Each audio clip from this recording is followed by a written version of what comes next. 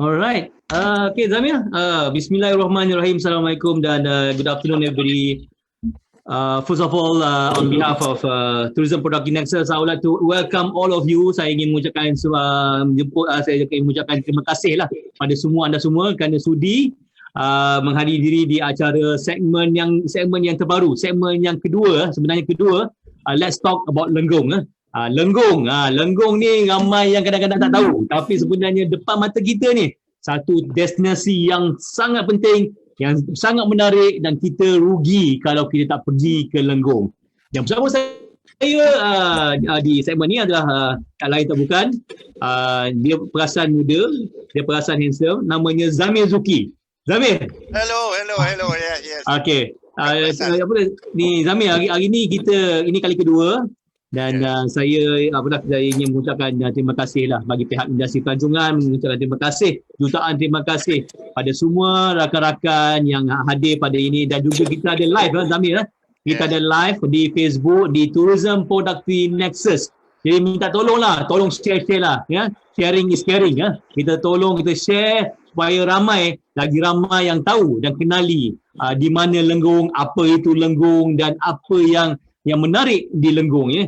Jadi saya sebenarnya juga ingin mengucapkan terima kasih pada pihak MPC melalui TPN yang sentiasa membantu industri pelancongan, sentiasa mencari macam mana cara-cara untuk meningkatkan produktiviti tahap produktiviti di industri pelancongan, walaupun kita sekarang menghadapi pandemik teruk Zamir, pandemik teruk. Jadi kita kena work must go on, life must go on. We have to maximize our productivity. Therefore, MPC through TPN, they organize this, they consider as a series of Let's Talk Lenggong, untuk kita menceritakan produk-produk terbaru di Lenggong. Banyak sebenarnya produk-produk baru. Semalam kita ada rumah tiang 16. Baru saya tahu apa dia, kenapa rumah tiang 16 dan kenapa harga sebegitu, dan apa target market rumah tiang 16. This is very important, dan saya dapat feedback yang banyak Zamir, feedback yang banyak sekali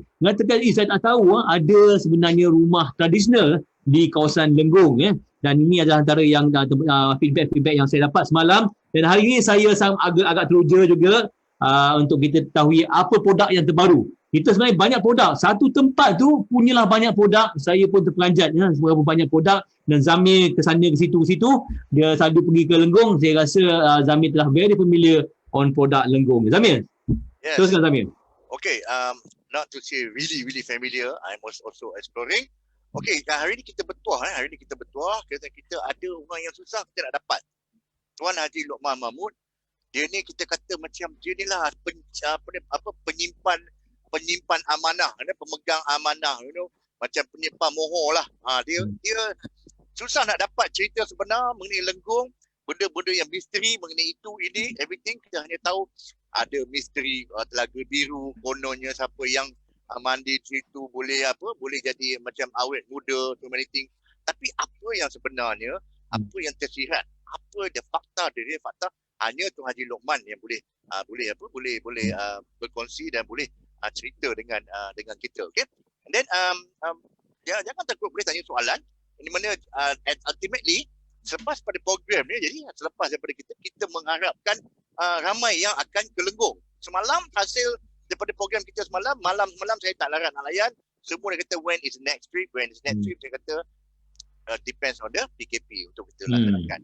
Okey, sesi yang kedua selepas Akid Gallery ni 1001 cerita, tapi hari ni tak cerita 18,000. Kita pilih cerita yang boleh dikongsi. Dan kita ada sesi yang kedua bersama Encik Muhammad Wafi. Encik Muhammad Wafi ni dia ada ladang rusa. Tapi ladang rusa tu bukan yang kita boleh buat peti, main belai apa semua. Dia punya rusa liar. Dia punya branding dia panggil branding rusa sana dipanggil angkuh dan liar. Bukan Wafi, angkuh dan liar. Rusa tu semua angkuh dan liar. Jadi dia akan ceritakan pengalaman dia akan tengok.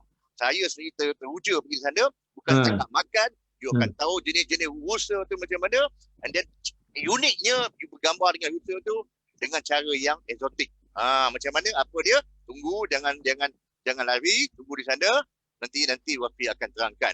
So, okay, I think saya I think very interesting, I'm so excited dapat kenali ada dua produk yang kita nak tahu apa dah kali ini, dan Rusa pun kata proud to be wild lah.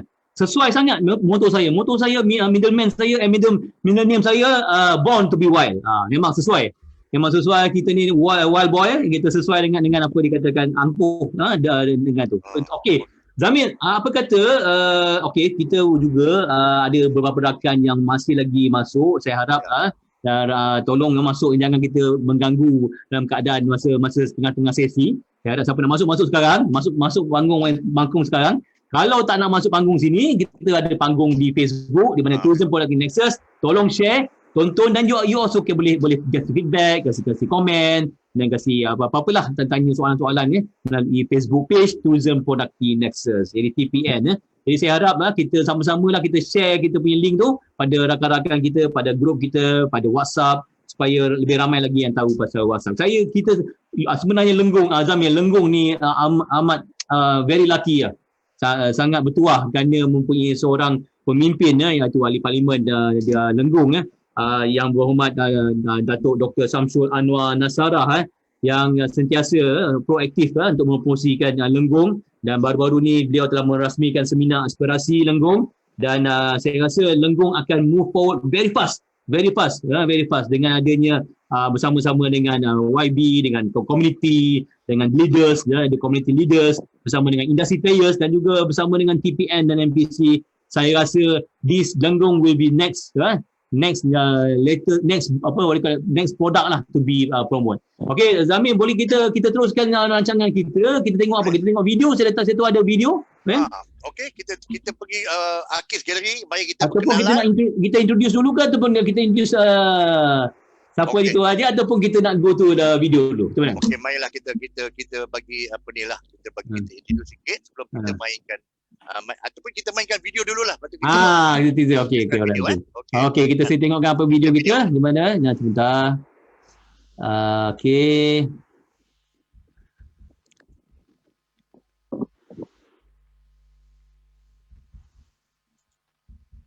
Okey, itu dia. Nampak semua Nampak semua? Zamir? Nampak Zamir nampak semua. Okey, alright. Okey, kita mainkan video ni. Apa benda ni?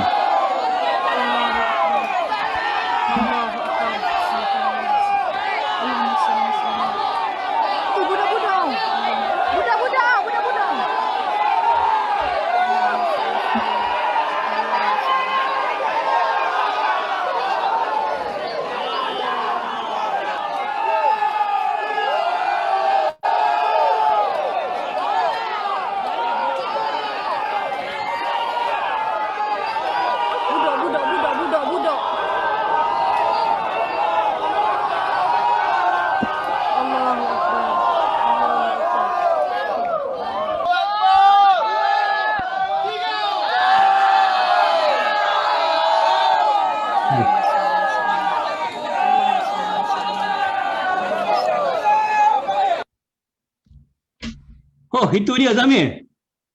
Saya tengok video ni, tiba-tiba terasa sakit belakang. Belakang terasa sakit. Aduh. Terasa Zamir. Jadi kita punya efek dia. Jadi kita jangan bersangka buruk, jangan kita kata ni reformasi ke apa. Mari kita minta, saya dengan ini saya perkenalkan Tuan Haji Lokman Mahmud, the owner of Akis Gallery. Okey, silakan Tuan Haji cuba cerita sedikit. Okey. Assalamualaikum warahmatullahi wabarakatuh. Waalaikumsalam. Tuan punya Akis Gallery tu. Rumah tu adalah rumah pusaka pakcik saya. And then ditinggalkan selepas kematiannya dah 8 tahun. Dia tak ada anak. Jadi saya minta pada waris itu untuk saya baik pulih rumah tersebut dan dipindahkan ke tapak rumah saya lah. Itu rumah mak saya. Rumah mak saya pun dah tak ada. Jadi pindah ke situ dengan harapan untuk galeri. Dan alhamdulillah sekarang ni dah jadi galeri lah sekarang ni. Cuma tunggu pembukaannya lah. Saya tak tahu bila yang boleh buka, selepas pandemik tu boleh kita buka tu. And then ada kerja-kerja sikit-sikit lagi lah. Dalam sejarah Melayu ni, angkat rumah ni ada biasa. Dia adalah satu tradisi di mana dalam Melayu ni, kehidupan Melayu dia ada satu kitab. Kitab kuning dipanggil kitab ni kitab Tajul Muluk. So kitab Tajul Muluk ni dia macam feng shui lah. Kalau rumah tu tak sesuai, orang sakit-sakit apa semua dia akan tengok. And then dia nanti panggil tok guru ataupun panggil bukan dukun lah, tapi tok pawang, dia tengok, dia kata okay, rumah ni kena pusing ke kiri sikit atau ke kanan sikit ataupun dipindahkan tempat lain. Tapi rumah saya ni bukan sebab itu. Cuma saya nak pindah dekat dengan tapak rumah mak saya tu adalah untuk tujuan lain. Tujuan dia untuk buat galeri lah. Jadi dalam adat untuk angkat rumah ni, dia akan panggil satu kampung. Selalunya dia bagi tahu kat masjid lah. Dia pergi kat masjid hari Jumaat, dia beritahu Jumaat depan kita akan pindah satu rumah ataupun usung satu rumah. Dia harap semua orang kampung akan keluar. Ini melambangkan muafakat dalam dunia Melayu, dalam kehidupan Melayu. So hari yang ditetapkan dia akan turun. Dia punya jamuan mudah saja. Di mana Nusantara ni pergi kat mana pun, dia jamuan dia dua saja, itu bubur kacang dengan bihun. Itu saja. Dan hari yang tersebut tu dia adalah dia punya tekong dia punya orang dia punya arahan dia pun ada. Mula-mula dia akan azan, kemudian dia akan selawat, kemudian dituruti dengan 7 arahan. Arahan pertama dia kata diam. Arahan kedua dia kata ambil tempat atau kedudukan. So bila orang ambil tempat atau kedudukan, dia akan pergi tengok. Tekong dia akan tengok sebelah mana yang kurang orang ataupun orang lemah, dia akan tukarlah supaya seimbang. Lepas tu dia selawat 3 kali. Yang keempat dia kata 1, 2, 3. Kelima terus takbir dan angkat. Dan rumah tu diangkat, yang keenam diangkat dan dia jalan dari tempat tersebut lah, angkat. Dia nampak orang dah nampak letih, dia kata letak. Itu dia punya prosedur dia ada tekong dia. Dahsyat Zamir. Saya rasa bukannya perkara yang mudah perkara yang actually kena teliti, terletak. Kalau sengit sebelah tu habis rasa rumah tu. Dia kena balance, dia kena apa. Ini adalah introduction, ni baru introduction kawan-kawan, ni baru introduction siapa itu siapa kita tamu kita hari ni. Mungkin Zamir kita explain sikit siapa tamu kita hari ni dan apa yang kita daripada ni Pak Tuan Haji sebenarnya daripada memang original daripada Lenggong lah betul Zamir? Mikrofon. Mic. Okey. Tuan Haji ni seperti kata tadi adalah seorang yang tahu banyak benda. Seorang yang menyimpan cerita. Sebab tu dia di galeri dia kata 1001 cerita. Jadi dia ni yang tadi galeri tu salah satu ni adat tu dia kata oleh Loman adat pindah rumah. Yang jarang-jarang kita tengok sekarang ni, tak boleh dapat dah nampak nak tengok. Susah nak tengok. Jadi dia beramai-ramai satu kampung pindah from one place to another. Itu satu adat apa dipanggil adat pindah rumah lah. Gotong royong seperti mana yang cakap tadi. Jadi itulah galeri yang dimiliki oleh Haji Loman. Di dalam dia ada macam-macam khazanah dan macam-macam cerita. Saya rasa kalau kita pergi satu hari tak boleh komplit. So kita hari ni kita pilih beberapa cerita menarik yang kita akan kongsikan. Okey, kita bagi gambar slide kita kita tengok gambar yang tu diberi oleh Tuan Haji Okey, silakan. Nampak ke? Nampak Okey, ni gambar ni very photogenic Tuan Haji. Very photogenic. Ini macam artis Macam saya teringat cerita Anjang Aki. Masa tu Zamir memang Zamir suka cerita Anjang Aki tu. Tiap petang sebelum maghrib tengok juga cerita Anjang Aki tu. Ini macam serupa macam ni lah dia punya tu. Fotografer ni profesional tu ni. Ini very dia punya texture tu sangat-sangat menarik dan kita teruskan pada slide yang seterusnya. Ini yang kita nak nampak, nak tengok apa cerita sebelahnya dalam slide ni. Tuan Haji. Okey, yang ni selepas tadilah video yang ni masa dia bagi arahan tu ambil tempat. Tu ambil tempat dia susun orang lah. Bila susun orang tu dia sebelum dia angkat dia susun orang dan semua ada kemampuan baru dia bagi arahan angkat. So yang ni dari tapak asal nak masuk ke tapak yang baru lah. Lebih kurang 50 meter dari tempat tu. Oh, 50 meter. Bukannya kan 50 meter. Wow. 100 meter pun dah semput, kita nak 50 meter tu. Itu memang angkat barang tu memang very very tahap dua lah. Tengok dia ni. Berapa berat rumah ni Tu Haji? Rasa-rasa lah.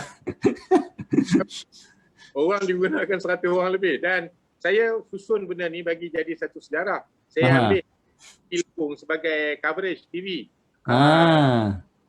Cerita ni supaya saya ada story bila buka nanti. Okey. Dan ni apa dia azan. Haji, ni apa ni? Apa yang dia tengah buat tu dia betul dia bagi macam arahan kan? Lepas tu yang seorang lagi tu tutup dia menangis ke apa tu? Dia tutup kepala, dia pegang kepala tu. Kenapa apa ya? Cuba cerita sikit Haji. Sebelum angkat rumah tu dia azan dulu. Oh, azan. Okey. Masya-Allah Zamir. Dia azan. Okey. Dia azan. So yang ini adalah dia choreographer, dia kan? Coordinate lah semua kan. Tekong. Tekong ni akan bagi tahu, angkat. Tu tekong dia tu dia dalam posisi dia memberi arahan untuk angkat rumah tu. So berapa orang ni Tu Haji semua ni total ni? Orang lebih. Sorry, berapa? 100 orang lebih. Oh, 100. Wow. Oh, 100 sekali angkat sekali 100 ya. Oh. Haji, ada soalan Ji. Dia kata batang apa yang digunakan untuk jadi pengalas? Adakah buluh ke tu? Yes, batang pinang dengan buluh. Buluh ni jarang orang guna sebab buluh bila kita angkat berat, kita pecah, dia akan mengapit bau kita. Dia akan mengapit. Ini apa yang Zamir, apa yang Jason bagi komen, dia kata ni betul-betul exactly teamwork makes the dream works. Yeah. Bukan senang nak pindah rumah tu, tapi dengan ada teamwork kita terus boleh terus angkat pada satu tempat. Memang this is memang simbolik, betul lah, simbolik. Jadi batang pinang tadi batang pinang dengan buluh Okey. Yeah. Alright, batang pinang. Okey, next apa dia? Ada apa lagi yang kita ni? Okay, next. Ini dah rumah yang duduk kat tapak tu lah. Saya kena pindah kan. Yang ni dah duduk kat tapak sekarang lah. Ini sebelum dia back. Tadi. Saya dalam program Lenggung. Okey. Alright, so ni yang ni okey. Ini kelihatan paper Ini tahun bila ni Haji? 2019. Okey. Tu dia lambang muafakat So rumah ni sebenarnya 65 tahun masa tu Ya, 65. Dia rumah ni orang dulu buat rumah, dia mula dengan buat pelapik. Dia buat pelapik baru lepas tu nanti dia cari pula kayu, dia himpun pula, lepas tu baru dia dirikan. So rumah ni dia bermula tahun 1957 merdeka. Di tu dia cot 1957 kan. Sebab orang dulu ni buat apa dia letakkan tarikh. Jadi tahun 57 lah rumah tu kalau ikut daripada batu asas dia tu. Dia buat. Lepas angkat rumah tu kita makan apa Selalunya bubur kacang, tapi yang ni adalah satu makanan bukan tradisi, makanan purba lah ni. Makanan purba. Tak ada buat dah rasanya. Dia makan yang ni dia panggil pindang Perak. So ikan yang dalam Sungai Perak tu ikan yang paling banyak tulang adalah ikan lumah. Ikan lumah ni dia sesuai untuk buat pindang ni dengan perkasam lah. Sebab dia akan reput tulang tu. Tulang tu reput jadi kita makan tak halang lah. Jadi awas dia selalunya berbelas jenis awas dalam ni. Kadang-kadang tu sampai 13 jenis. Dia bawang apa semua campur semua 13 ke 15 jenis awas dia. And then dia balut dengan satu daun dia panggil daun senial. And then dia rebuskan selama 12 jam. Lepas tu dia masukkan santan dan jadi macam ni lah akhirnya. And then dimakan dengan daun-daun tu sekali. Okey. Makan dengan daun Dia tu makan dengan nasi lah, bukan Tuan Haji? Makan dengan nasi. Lapar dah tengok tu Zamir tu kata tertelan-telan liur dia. Okey, tuan-tuan puan sekalian, ini adalah something yang unik yang ada di Lenggong Jadi inilah salah satu penciptaan daripada segi gastronomi. Jadi tadi dia cerita pasal pindah rumah, and then sempat pindah rumah makan apa yang dijamu Tadi bihun dengan apa? Bubur kacang Bihun dan bubur kacang Okey. So itulah mana kegiatan. Okey, next. Okey. Apa ni? Yang atas tu yang gambar yang kecil tu adalah gobek api. Gobek api. Ya. Yang di bawah tu adalah pisau ipoh. Pisau ipoh ni dia adalah satu senjata Melayu yang ada di Perak. Yang tak ada lagi lah tukangnya sekarang. Yang ni yang ditinggal pesaka lama lah. Yang nama tukangnya Tok Uda. Tok Uda ni keistimewaan dia ni boleh pelemah api. Bila dia pegang pisau kita jangan cincang apa, tak masuk dah. So, dia ada ilmu pelepah dia, kita lepas baru pisau tu tajam balik. And then ini pisau yang dia buat untuk kegunaan persenjataan Melayu di Ipoh lah, di Hulu Perak ni. Khususnya kawasan Lenggong lah. Pisau ni untuk apa tu? Untuk sembelih haiwan ke, atau untuk protection ke, untuk apa Tuan Haji? Selalunya untuk protection dan untuk digunakan untuk melapah dan menyiang daging lah. Selalunya menyiang daging. So dia panggil Ipoh pisau Ipoh sebab Ipoh hanya terdapat di Ipoh. Ya, di Lenggong saja, di kawasan Hulu Perak lah. Kawasan Hulu Perak saja yang ada pisau ni. Ni kira senjata purba jugalah. Yang boleh dikatakan senjata purba ya. Pusaka untuk orang Lenggong lah. Kenapa tak diturunkan pada generasi apa ni yang baru ni? Adakah susah nak buat ke, ataupun remeh ke, ataupun tak ada pasaran ke apa? Kenapa tu Haji? Ya, pertamanya tak ada pasaran lah satu. Ilmu tu tak ada orang yang nak ambil. Tak ada satu. Tempur besi ni kita nampak saja mudah, tapi sebenarnya campuran besi tu dia ada cara dia untuk kita bakar besi, untuk sepuh besi. Dan kita campur beberapa jenis besi untuk kita bakar dan kita titik dia sehingga dia jadi pisau. Jadi kalau kita sepuh dia terlalu berapi, dia akan jadi rapuh. Bila kita letak apa pun dia akan serpih mata pisau tu. Dia teknologi yang susah kita nak gambarkan, melainkan ahli dia saja yang tahu untuk pisau. Ini boleh digunakan sebagai handicraft Zamir, untuk apa handicraft. Kalau kita dapat semula kita naik yang semula, tapi memang susah lah sebab sekarang ni semua pisau dia ada made in China. So semua tu in mass production, nak compete memang susah lah. But it's actually more to collections lah. It's more collection, not for mass production. Haji, apa ni masih adakah lagi orang pandai besi, tukang besi dekat Melenggung ni? Ada ke? Ada dekat Teluk Batu. Ada lagi ya? Okey. Dekat Teluk Batu ada lagi pandai besi. Okey. Pandai besi. So pisau dari Ipoh Mali. Wah, this is a very interesting punya tu kan, sejarah. Alright, okey. Next. Tadi yang gobek tadi tu semua macam lighter ke tadi? Dia tadi yang tu depan tu. Nampak macam you punya vape bukan ya? Bukan. Bukan vape lah. Itu apa je? Gobek api. Gobek api tu maksudnya macam lighter, buat api ya? Ya, dia buat api. Dulu ni untuk kaedah buat api ni, dia gobek, biasa tengok gobek kan. Yang jolok dulu tu. Okey. So gobek api ni, yang ni saya nak claim. Gobek api ni telah dicipta oleh Jerman dan Amerika menjadikan teknologi diesel. Dia bermula pada yang tu saya nak claim. Tapi sebab Jerman ambil teknologi ni, kemudian dia patent kan, jadi hak dia. Lepas tu Amerika patent ke pula tahun berapa saya lupa. Sebenarnya inilah teknologi Melayu yang telah dievolusikan menjadikan teknologi diesel. Sebab dia pakai sistem hentakan. Ya, sebab zaman-zaman dulu memanglah orang-orang kita memang very high tech lah. In fact kita pun ni dengan adanya Sungai Batu, dengan adanya Lenggong punya arkeologi, kita dapat terbukti lah memang teknologi very high teknologi especially kat Sungai Batu tu. Saya rasa ini saya percaya, tapi kalau dapat ahli-ahli sejarah boleh tekankan betul-betul dan lihat dan supaya kita boleh cerita pada generasi yang akan datang ni. Itu lagi. Dia silakan. punya dia ada anak gobek tu. Dia Ha. punya tu lah yang bawah tu dia nak gantung.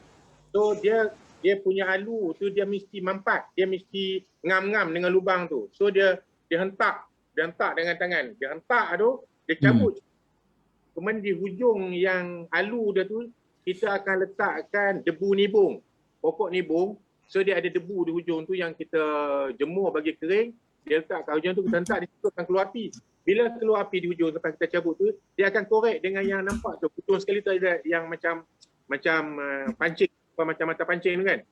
So, dia korekkan api yang dalam alu tadi, diletakkan di atas daun kering ataupun benda-benda yang kecil dulu untuk hidupkan api tu. Asas api lah. Yang paling mudah letak atas kapas lah. Letak atas kapas, ini kita letakkan pecah-pecah benda yang senang terbakar dulu. Sebelum kita masukkan. Oh, very high tech Very high tech. Zaidi, Tuan Haji, kita punya penonton ni dia kata Jerman ambil, dia tiru, dia jadikan ini macam piston engine, kan? Jadi piston engine. So this is piston. Datang ni daripada Lenggong, okay? So kita akan pergi ke galeri untuk tengok the first piston in the world. Unpatented. Haji, Okay, very good. Very interesting. Alright, next. Okay, ni apa ni sini? Macam rumah makan dia. Saya ini adalah Nasi Padang. Ini adalah pintu istana larangan. Kalau dulu pintu ni raja-raja dulu, zaman raja dulu, dia banyak undi. Dia banyak. Bila banyak so istana-istana isteri dia ni yang kedua, ketiga, keempat, dia ada pintu macam ni lebih kurang. Sebab ada satu catatan dalam Portugis punya catatan, dia kata raja-raja Melayu ni punya hebat. Bila dia naik kuda tu, dia punya pengawal duk tunggu dah depan pintu tu. Bila dia nak masuk je, pengawal tu buka pintu, dia tundukkan kepala sikit. Jadi dia tu berapa kaki pintu tu, tapi pintu ni rendah. Sepatutnya pintu tu mungkin 9 kaki. Yang ni 8 kaki saja. 9 kaki tu dia tunduk sikit, dia masuk terus. And then dia tutup. Okey. Dan ini adalah saya adaptasi daripada syair Siti Zubaidah. Negara Campa. Orang Campa tua. Campa ni adalah dulu ni Vietnam lah. Vietnam tu dulu ni negeri Melayu. Jadi bila kaum Vet dia halau oleh Cina, dia turun ke bawah tu, dia berperang pula dengan kaum Campa ni. And then sehingga Campa tu kalah, and then dia ambil itulah. So Melayu Cam ni, ini adalah kota di Campa zaman tu. Zaman dulu ni. Tu dia ada image dia nak macam Siam sikit, di telinga dia tu dia macam Cina sikit. Dia campur tu. Yang bulat 4 tiang tu dia macam Islam sikit. So dia berbagai budaya di Campa tu, dia masukkan di dalam konsep kota dia. So saya dirikan kota ni lah untuk mengingati kembali Melayu Campa tu yang telah dilupakan. Sebenarnya di dalam kota ni dia ada studio. Saya nak gambar kota Melayu, pintu istana larangan, and then tempat letak meriam di atas tu. Macam mana orang Melayu dulu hidup mempertahankan negara dia, mempertahankan maruah dia, keluarga dia. Saya nak menggambarkan betapa kita ni adalah orang-orang yang hebat dulu ni. Tapi sebenarnya dalam ni adalah studio. Studio saya untuk saya buat Aki Tourist Radio ATR. Radio. So bermakna saya akan himpunkan sebanyak mana juga maklumat tentang tour turis ni. Jadi orang boleh dapat maklumat dari situ. Saya bermulakan dengan Lenggong dululah. So lepas dia orang buat lawatan dekat Archive Gallery ni, saya akan bawa masuk kat situ selama 20 minit. Dalam itu saya tayangkan tadi cerita pasal rumah tu, and then dia cerita pasal kampung saya. Kemudian lepas tu ditambah dengan cerita pasal Lenggong, Perak Man, dan apa juga yang mengenai sejarah yang berkaitan dengan pelancongan yang ada nilai komersial. Saya akan memasukkan di dalam ni sebagai tayangan 10 minit selepas ni.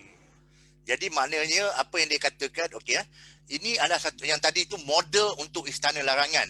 Eksternal larangan tu maksudnya itulah ada concubine ada apa semua, and then unik dia itu dia punya pintu tu rendah. Jadi dulu kononnya raja nak masuk balik ke rumah isteri dia ke apa semua, dia akan tunduk dia akan tunduk naik kuda dia memang manage. Jadi itu dia uniknya yang ada di Aki Gallery Tapi sekarang ni dalam tu dia ada studio lah. Okay, next apa ni Haji, cerita sikit rumah apa ni? Yang ni adalah Masjid Raja. Masjid Raja. Okay. Jadi cerita masjid ni terlalu tua. Tapi nak memastikan benda ni tua ke tidak, kena pergi ke ekologi lah. Dia orang yang boleh menentukan. Sebab saya cuma catatan mulut, catatan peribadi. Catatan yang diturunkan dari keturunan satu sampai dengan kepada saya. Okey. Bila nak cerita pasal masjid ni, dia bermula daripada Sultan Muzaffar Shah I. Sultan Muzaffar Shah I ni rumah dia dekat Istana Abang. Istana Abang ni dekat dengan kota belah sana lah. So dia orang selalu duduk cross untuk pergi ke Kampung Relap Hati. Kampung Relap Hati ni adalah kampung Tun Sa'ban yang dibuka di Jenin, di Hulu Perak sana, dalam kawasan Belum sekarang ni. So dia orang duduk cross ke kampung tu, di belakang kampung Cepor tu dia ada satu nama bukit, Bukit Raja Beradu.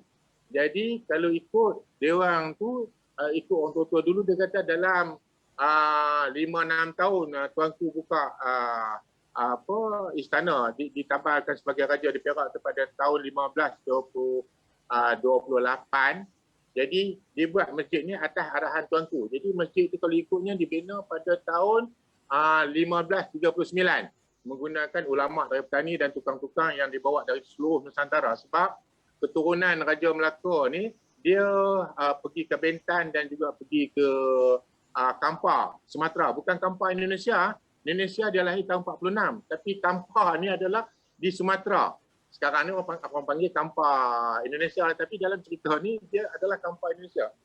Belum tu belum ada lagi Indonesia dan belum ada lagi Malaysia. Okey.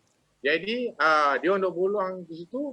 And then dibukanya Kampung Cepor tu pada kurang lebih dia orang kata dalam tahun 1526 macam itulah. Tapi bila saya buat rujukan silang, peristiwa pergaduhan antara Megat Tarawih dengan Tun Sa'ban berlaku pada tahun 1530. Jadi ada kawasan kubur purba di Kampung Cepor tu, ada dua kawasan. Satu ada 16 kubur, yang satu lagi tempat tu ada 5 kubur. Jadi kalau ikut pada tu berarti Kampung Cepor tu lebih awal daripada tu lagi buka. Bukannya pada tahun 1536. Betul mana orang yang duduk agak-agak lah.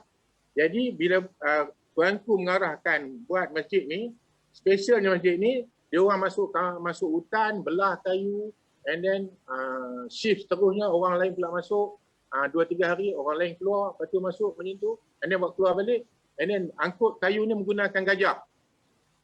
Menggunakan gajah untuk buat tarik pakai gajah untuk buat masjid ni. And then tapak tu ikutnya orang tua-tua dulu dia kata antara dua sungai di situ. Kita tak tahu sekarang ni, kita pun tengok sungai pun tak ada, mungkin sungai mati lah, mungkin anak sungai waktu tu. Jadi dia angkutnya ketui-ketui tanah ditambak kat situ, kemudian dia bancuh satu tanah liat, dia buat satu layer. Sebab orang dulu ni suka berpegang kepada 7 petala bumi, 7 petala langit tu. Jadi kalau ikut pada penceritaan, katanya tapak tu dibina daripada 7 layer lah. Tapi bila kita pergi tengok sekarang, dia dalam 3 atau 4 layer saja. Jadi bila ekologi tu buat kajian, rupanya itu adalah debu gunung berapi. Kita pun tak tahu. Dulu orang panggil tanah liat saja. Jadi kalau ikutnya kata tanah tu tapak dia 400 tahun lebih. And then kayu tu ada satu tu ni ada orang beritahu, saya pun tak saya sebab saya tak dapat bukti tu, katanya kayunya lebih pada 380 tahun. Dan masjid ni mengalami, kalau ikut sekarang dia orang tengah buat pembaikan oleh Menteri Datuk Seri Samsud, dia buat tengah pembaikan, mana sekarang ni berlaku 5 evolusi dah. Jadi kita tak tahu kayu yang ada tu, papan yang ada tu kan yang asal ataupun yang dah dievolusikan, kita tak tahulah. Saya tak mahu nak pandai-pandai dan nak melebih-lebih benda tu. Saya cuma menceritakan mengikut catatan peribadi keluarga saya dia lebih pada 400 tahun lah.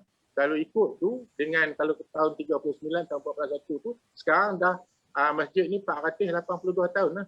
Kalau ikut senarai yang depa muatkan baru ni di dalam satu jurnal tu, dia yang ada sekarang ni tinggal masjid ni lah. Masjid Pacat di Manong pun tinggal tapak saja. So yang ni sekarang ni kalau ikut yang masjid yang tinggal dengan usia 480 tahun lah kalau ikut catatan peribadi. Tapi yang hak sebenarnya kita tak tahu, wallahu alam. Saya tak berani nak tambah. Okay. Wow, sangat menarik, sangat menarik Dia Azami. dipanggil sebagai Masjid Raja di Cepu. Masjid Raja di Cepu. Masjid Raja dia. Ingat nanti kita pergi Lenggong, kita pergi di Kampung Cepu, Masjid Raja. Okey. Tapi Azami tengok rumah tu very unik lah. Dia punya architecture, dia punya tiang dia, very very unique. Memang khas kalau arkitek dia mungkin dia tahu apa dia punya simbolik dalam mereka bentuk ni. Ni pun sekali Masjid Lama Cepu Dia kalau masjid dulu dia memang ini dipanggil pengaruh Melayu lah. Bermakna pengaruh Melayu ni pengaruh Nusantara lah. Yang ni Kabau ada di sini, belah Sumatera, negeri-negeri Sumatera, Asahan, Deli, Kampar punya pengaruh dia ada dalam ni sebab dia ada 4 tiang. Sebab Masjid Nusantara ni dia ada 4 tiang melambangkan kita pegang pada 4 mazhab. Tetapi mazhab pertama kita adalah di masjid ni lah, tetapi kita tidak menolak 4 mazhab yang lain. Itu dia kita dalam masjid dulu ni dia ada 4 tiang. Sehingga sekarang pun banyak kita guna 4 tiang, cuma ubah masjid sekarang ni dia berbentuk bulat sebab dipengaruhi oleh Mongol selepas British bermasuk kaedah kubah bulat tu. Okey. Alright. Ni. Ini apa ni Haji? Lain macam ni kita tengok. Silakan Haji. Telaga Belerang. Saya sedar ni ada sejarah tapi keadaan macam tu lah, agak tak terjaga. And then kalau pelancong nak pergi pun malu lah kan. Tapi saya harap mungkin lepas ni ada orang yang akan buat tempat yang bagi elok lah kot. So kat mana ni Tuan Haji? Kat mana? Letak kat mana ni? Di kawasan-kawasan perumahan ke? Di kawasan mana tu? Di kawasan Kampung Jepur. Kampung Jepur dia ada 3 kampung. Dalam Kampung Jepur dia ada Kampung Ulu, Kampung Tengah dan Kampung Paya. Yang ni terletak di Kampung Paya. Di dalam gugusan Kampung Jepur tu lah. So, apa special dia? Apa special telaga ni? Saya cerita sikit. Telaga ni digali oleh Tok Cukup menggunakan tempurung jantan. Maksud dia tempurung jantan bukan gali dengan tempurung jantan. Kaedah itu dulu dia letakkan kerana tempurung yang ada mata 3 tu. Kalau sebelah lagi dia tak ada mata. So yang mata 3 tu dia tepuk satu lubang tu, dia letak kat telinga dan dia rendahkan badan dia ke tanah, and then dia dengar mata air. Itu kemahiran orang dulu lah. So dia bila dengar mata air, so dia korek. Okey, bila dia korek telaga situ, telaga ni uniknya dia lebih tinggi airnya daripada air di sekeliling. Kalau kita letak orang kampung panggil fork lah ni, letak lebih tinggi pun dia akan tetap naik lagi air tu lebih tinggi. Dia lebih tinggi benar mungkin sebab mata air tu besar lah. Jadi dia punya rahsia telaga ni kepada orang kampung tu, dia ada 2 lah. Satu telaga ni, satu pasal debu toba tu. Kalau ikut teknologi Cina sekarang, dia orang guna debu toba tu untuk buat alat makeup. Sebab dia boleh melambatkan penuaan. Sama juga dengan telaga tu. Siapa yang mandikan di telaga ni, dia boleh melambatkan penuaan. Dia sebab di dalam telaga tu air dia mengandungi asid autosolik atau solik ataupun OSA. OSA yang punya peranan fungsi untuk mengurangkan neurotoxin yang ada di dalam badan. Jadi neurotoksin ni, aluminium ni, dia merupakan punca kepada penyakit anxiety yang ketak-ketak ataupun hilang ingatan ataupun suka Parkinson Alzheimer ya, ataupun suka menyelesaikan masalah ataupun suka berbahasa. Jadi kalau kita minum air itu, kita mandi air itu selalu, kita terhindar dengan penyakit kulit apa-apa. InsyaAllah. So, yang ini saya rasa Zamir, ini kalau kita jual kat artis-artis Hollywood Dia sanggup dia bayar 1 juta US dollar nak pergi kat sini, nak rendam, nak kurangkan kedut-kedut kan. Tak payahlah pergi plastik surgery kan. Ini satu medical tourism ni, health tourism ni Zamir. Ini health tourism. Itulah itu yang apa Tuan Haji cakap tadi. Nampak kita pun dah ada Dr. Rina, dia kata dia pun nak pergi Telaga ni. Lepas ni okey tak apa, kita boleh arrange. Cuma kita minta lah pihak-pihak berwajib jaga maintain sikit sebab selepas ni benda ni tumpuan. Ini juga dikenali sebagai Telaga Biru kan? Telaga Belerang. Telaga Biru ke Belerang? Telaga Biru. Telaga Belerang Biru. Telaga Belerang Biru, okey? Oh, okey. Kalau rindu, marilah ke Telaga Biru. Kat Telaga Belerang Biru. Okey? This is very unique. Di mana orang dulu jadi dia tak ada beli Amway, tak ada beli Cosplay, dia tak ada beli produk-produk apa, skincare apa. Inilah dia punya ni orang dulu very dia good. akan pergi sini, dia mandi, mungkin Tapi yang ini, Zamir, kalau ini buat MLM bagus ni. Buat MLM ni, hanya berapa orang saja yang masuk ni kan. MLM, bulat-bulat dia kan. Saya rasa laku ni. Amat bertuah lah ni, kampung jumpa ni. Okay. Teruskan Zamir. Okey, silakan. Next apa? Adik. Sama, tengok dia punya tu, dia punya cara-cara tu. Ni dia punya tu nampak macam biasa je kan. Tapi biasa. air ni boleh minum Tuan Haji? Boleh minum air ni. Ini masa saya mula-mula pergi cari tu pada tahun 2019. Masa mula. Tu dah tinggalkan tu, supaya saya pergi Teroka balik untuk cari balik benda tu sebab saya nak kan. Dan dia kena masa lah tu, dan doa pun datang ke Lenggong untuk promosi Lenggong. Jadi kena dengan masa dan tempat yang sesuai lah saya rasa. Cukup sayang kalau tempat ni dibaiki ataupun tempat ni boleh cantikkan sikit kan. Dan saya rasa ramai yang boleh memang ramai dapat nikmati ni. Tapi jadi ramai tak tahu.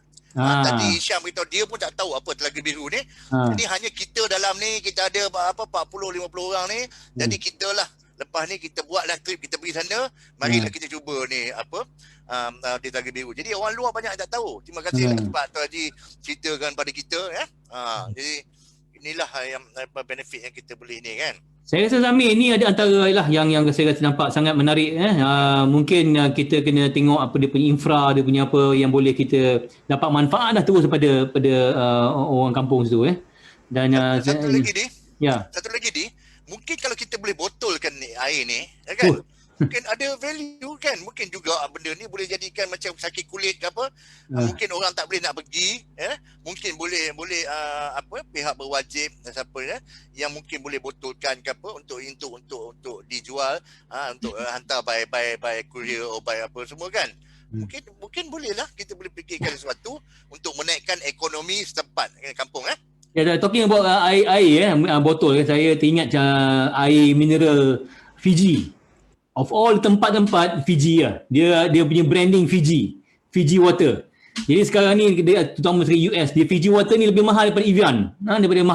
Jadi dia punya position himself, kalau tengok filem-filem Hollywood dia kata have a Fiji. Dia kata Fiji namanya dia minum lah. This is your Fiji. So dia branding Fiji tu sangat powerful lah. Itu dan walaupun mahal tapi masih lagi orang beli. Saya rasa dekat sini kedai cold storage kedai apa ni memang saya nampak memang ada botol Fiji tu yang harganya RM10 satu botol kecil tu kan.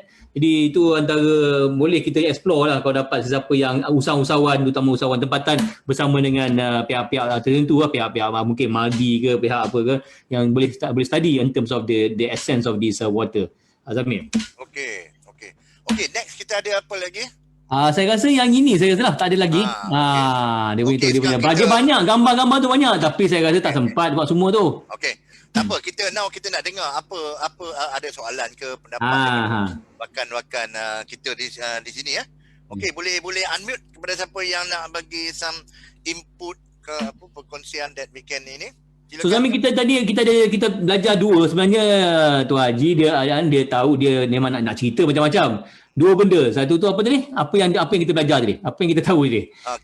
Kita belajar pasal macam mana perpindahan rumah, adat rumah fakat satu. Okay. And then kita pasal lepas makan tu yang makanan pindang tu kan. Okay. Benda tu pun masih ada lagi kita boleh makan sana. Ketiga, kita cerita pasal senjata pulba. Senjata dan gobek itu yang telah diciplak. Bukanlah kita cakap dia lah diciplak, dia ambil dia jadi piston Yes. asalnya daripada Lenggong. Kita bercakap Okey, And then, nombor 4. yang keempat tadi apa ni? Masjid Raja Nombor 4. Kisah Masjid Raja. Yang kelima ialah Telaga Biru. Kalau rindu datanglah ke Telaga Biru. Okey. So, Dalam masa 40 minit ni kita tahu lah. Itu satu tempat itu. Satu tempat. Banyak lagi. Tuan Haji Lokman ada 1001 cerita. Jadi selepas ni kita sama-sama lah ke Aki Galeri. Dia akan tunjuk macam-macam lagi. Saya tengok macam-macam. Saya tak berani nak tanya sebab nanti kita tak cukup masa. Tak apa, insyaAllah selepas ini kita have more time. Kalau kita dilanjutkan PKP, kita buat lagi sesi online. Kalau kata tak ada di uplift dia PKP, kita pergi sana tengok terus ya. Okey, kita buka pada kawan-kawan kita. Siapa yang nak buka mic? Say please. Unmute yourself. Jangan malu, jangan segan. Ada nak tanya soalan ke apa, silakan Tuan Haji boleh jawab. Senang nak jumpa Tuan Haji ni. Tengok Siapa tanya soalan nanti ya.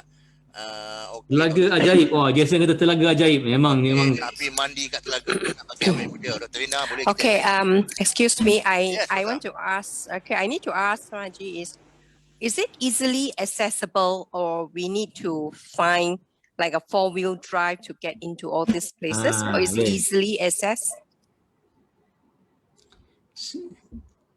Siapa ni? Rosa. Okay, thank you. Zamir, mungkin ke translate ke Zamir? Suara.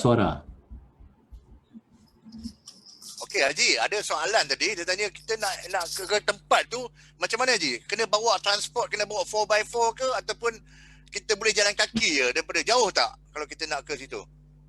Okey. Dia boleh kereta boleh sampai ke dari jalan ke telaga tu lebih kurang dalam 60 meter lebih kurang. Jauh. Dekat lah 60 meter. Okay. 60 meter apa jauhnya. Okey, dekat sangat lah. Sangat. So orang yang nak pergi ke sana boleh Google type saja Aki's Gallery. So di sana ada map untuk pergi ke Aki Gallery, and then dari Gallery tu kita boleh pandu you pergi ke tempat tersebut lah. Telaga tu lah? Ya, ke telaga. Okay. Does that answer your question, Rosa? Yes, it does. 60 meter. That sounds interesting, but I have one more question. Okay. When we get to the gallery, do they have people to explain or you have to sendiri baca only? Tuan Haji? Ya, okey. Kalau tuan pergi ke sana, so dalam kalau saya ada di sana, saya akan layan macam tetamu saya lah. Sebab galeri itu dia bukan bertindak macam museum. You pergi, you minum dengan saya dulu, kita take time, bukan pergi masuk pintu depan keluar pintu belakang, no. You duduk, adab Melayu, saya berpantun sikit, and then duduk minum dengan saya. Lepas tu ada cucuk pisang, kita makan cucuk pisang. Lepas tu kita tengok rendah sikit, kita turun ke tangga dapur, and then dia ada laluan yang saya buat siap dah untuk dalam galeri itu. Kita menceritakan, galeri ini adalah menceritakan sambungan daripada zaman batu kat Perak Man. Lepas you keluar daripada Museum Ekologi, macam mana penerusan kehidupan. So you main kat galeri. So saya akan ceritakan bagaimana kehidupan manusia selepas pada zaman Perak Man tu. Dia ada tukang kayunya, dia belah kayunya, and then dia ada persenjataan hidupnya, jenis kayunya, jenis alat tukangannya, ada bukunya. And then sehinggalah kita kepada benda yang ada sekitar tahun 60-an lah. Yang baru ni kat rumah saya tu, dekat galeri tu yang barunya, ada dapur gas dengan peti ais je lah. Yang lain tu semuanya, saya balik ke sana pun saya akan hidup cara lama. Dengan menggunakan setengah tu saya masih gunakan dapur kayu lah. So you boleh tengok macam live museum lah kat situ kalau saya ada kat sana. Okey. Kita ada satu lagi Ibnu nak tanya soalan. Buka unmute yourself. Okay, Assalamualaikum Tuan Haji Luqman. Salam. Okey, nak tanya bagaimana, apa yang ada tak macam perkara-perkara menentukan berat rumah tu? Maksudnya kawasan tapak dia kuat sebelum diangkat ke, apa ujian-ujian yang dilaksanakan sebelum sesuatu rumah tu diangkat dalam adat pindah rumah ni? Okey, dia selalunya dia tengok kawasan tu lah, bila ada cerun ke tak ke apa ke semua, and then dia akan tambah dengan apa yang ada kat situ lah. Kalau kawasan berpasir, dia akan campur dengan tanah lah. Kalau kawasan tanah saja, dia pastikan tanah tu kejap dululah. Cuma dekat situ, dalam pertukangan Melayu ni, dia ada pasang satu tiang gantung. Tiang gantung ni, tiang yang kepala dia ke bawah. Jadi di tiang gantung tu, dia akan pasang satu benang, dia di bawah dia letakkan ladung. Ladung ni yang benda yang berat dan tajam tu. So, dia sampai ke lantai, and then ditandakan di lantai tu dengan sepuntung paku, sama ada paku tu dari emas ataupun dari paku biasa. Kenapa dulu dia orang pakai emas, saya pun tak tahulah. Selepas berlakunya gempa bumi ataupun banjir, and then dia orang akan gantung benang, dan dia letakkan ladung tu, tengok benang tu lari atau tak. Kalau lari ke kiri atau ke kanan, berarti rumah dia tersengit lah. And then dia akan kebetul balik rumah tu lah. Menggunakan itu rumah Melayu dulu dia banyak pakai baji.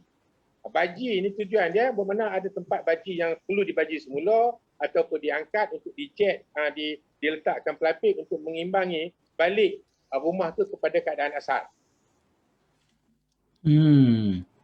Yang saya tahu Tuan Haji, saya dengar dia apa ni, yang paling apa tu, dia orang jerit, budak jaga budak. Itu saya rasa sebab budak tak nampak dia punya bila angkat tu kan, Tuan Haji. Itu betul lah, sebab dalam masyarakat bila berlaku benda macam ni, dia selalunya budak-budak pun ada sibuk sama. Dalam tu. Okey, di dalam pertukangan Melayu atau pindah rumah macam ni, lepas rumah tu sampai ke tempat yang kita dah pindah tu, dia akan buat buaian. Lepas buat buaian, baru dia buat tukang rumah. Saya dulu tertanya, apa buaian tu buat? Rupanya, buaian tu lah untuk mengelakkan budak jangan kacau, kita ada buat rumah tu. Oh, distraction. Divert attention. Tapi Tuan Haji, dalam rumah ni ada perkara-perkara ataupun kena angkat semua perkara-perkara macam katil semua tu kena angkat dulu ke apa macam mana Tuan Haji?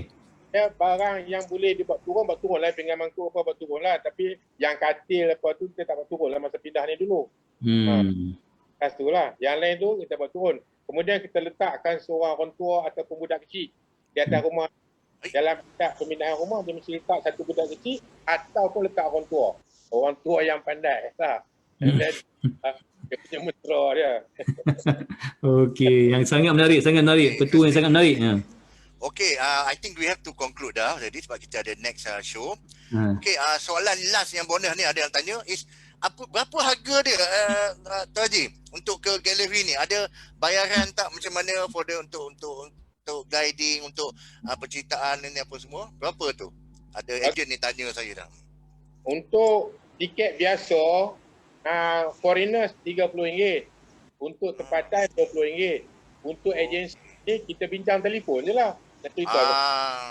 Berapa? Right. Okay. Tenang aja Contract rates. Okay. Jun. Okey, saya rasa kita saya ucapkan banyak-banyak terima kasih kepada Tuan Haji Lokman. Siapa ada soalan just bubuh di chat dia. Nanti kita akan cuba jawab, kita akan ini. So sama-samalah kita selepas ni, lepas habis PKP ataupun kalau telak lagi, kita buat lagi virtual show seperti ni supaya kita boleh dapat lagi banyak cerita. Hari ni saya dah bubuh di chat box apa yang kita belajar daripada Akil Gallery Kita ada 6 kita ada 6 perkara boleh tengok, boleh ingat. So lepas ni kita boleh pergilah sama-sama. Okey, apa